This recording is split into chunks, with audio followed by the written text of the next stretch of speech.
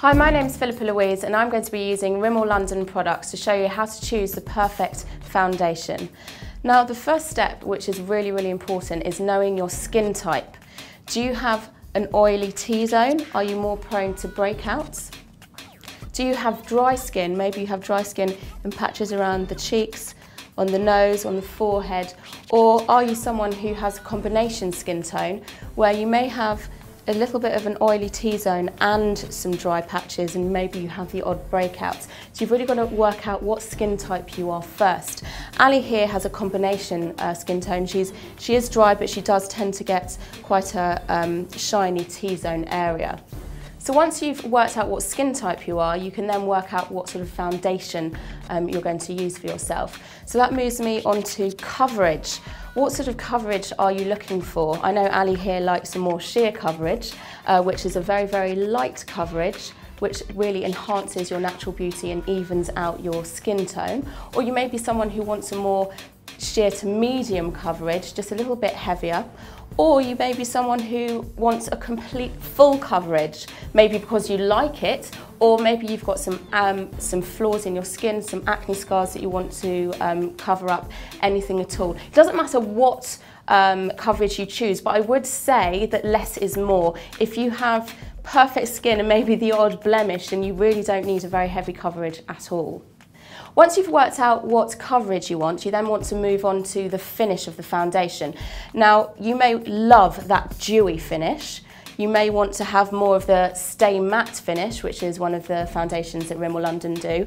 Or you may want to have a foundation that lasts for about 25 hours, which is our lasting foundation. Maybe you're going to a party, going to a festival, and you can't be bothered to top up your makeup. That would be a really lovely one to use. So once you know your skin type, your coverage, your finish, you're going to move on to working out what colour suits you.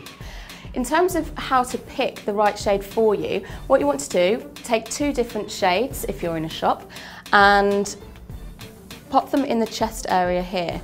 Blend them in, and whichever shade you can't see is the shade that you really want to use as your foundation base.